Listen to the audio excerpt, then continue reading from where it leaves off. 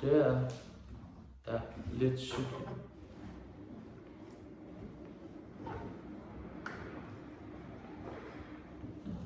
Pige. Det her er dumbbell floor press.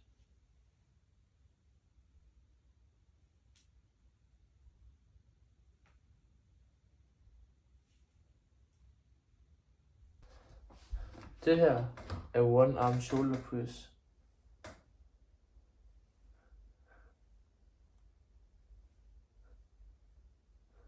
Her er shoulder press.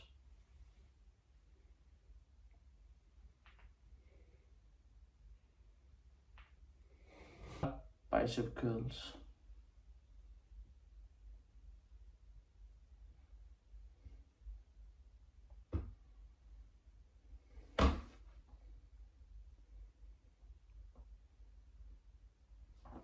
Det her er triceps over extension.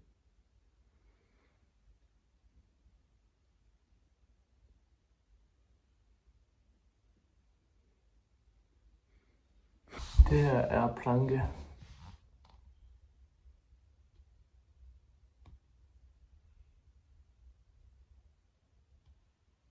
Nu laver vi lidt cykling.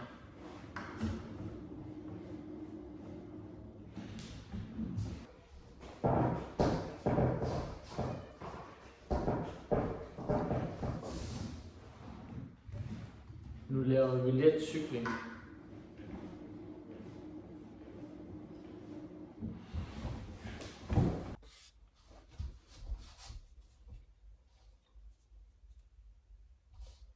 Det her er en goblet squat.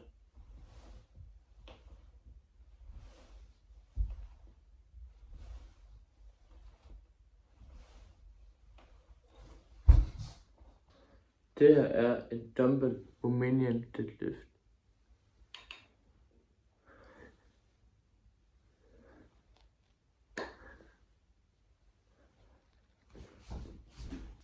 Det her er dumbbell lunges.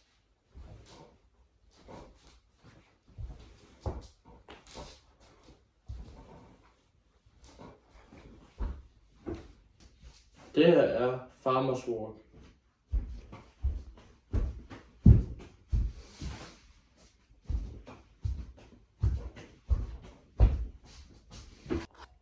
Det her er wash and twist.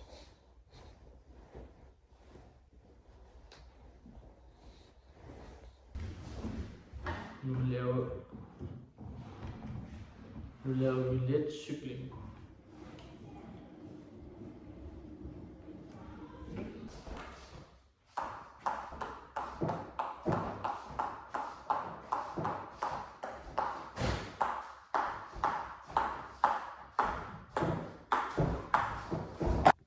Her kommer en kostplan til Jørgen. Jørgen, han er 35 år og vejer 105 kilo og er 185 cm høj. Han er en fiktiv person.